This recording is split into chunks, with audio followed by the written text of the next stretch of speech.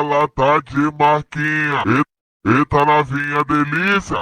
Ela tá de marquinha de fita. Ela não tira da minha cabeça.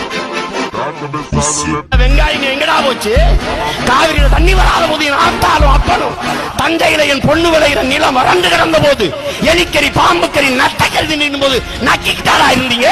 எங்கடா போனீங்க? இங்க பிரதமரை தேர்வு பண்ணுங்கடா, புரோக்கரை எடுத்து வச்சிருக்காங்க, தரகர்களை தேர்வு பண்ணிடுறாங்க. நாங்கள் தான் நமக்கு நாமே. இனி திராவிடனை நம்பியோ இந்திய தேசியத்தை நம்பியோ என் இனத்தின் உரிமையை, என் நிலத்தின் வளத்தை, என் மக்களின் நலத்தை காப்பது சாத்தியமில்லை. அவர்கள் சொல்கிறார், சீமான் எல்லாம் எனக்கு நிகரான தலைவர் இல்லை என்று. என் தாய் மாமன் சீமானை நெருங்க விரும்பினார். முதலில் எங்கள் மழலையர் பாசறையை தாண்டனும் தம்பி. ஐயா ஸ்டாலின் அவர்களே, உங்களுக்கு நேரடியான ஒரு சவால். எங்கள் மழலையர் பாசறையுடன் ஒரே மேடையில் விவாதம் செய்ய தயாரா? இதத்தையும் நாளையும் நீங்கள் குறிக்கிறீர்களா அல்லது நாங்கள் குறிக்கட்டுமா? உங்களுக்கு துண்டு சீட்டு எழுதி தருவோரை உடன் அழைத்து வந்தாலும் எங்களுக்கு சம்மதம் தான்.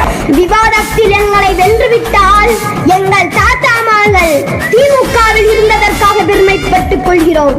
இல்லாவிட்டால் திராவிடம் பேசும் உங்கள் கட்சியை கலைத்துவிட்டு ஒதுங்கிக் கொள்ள தயாரா?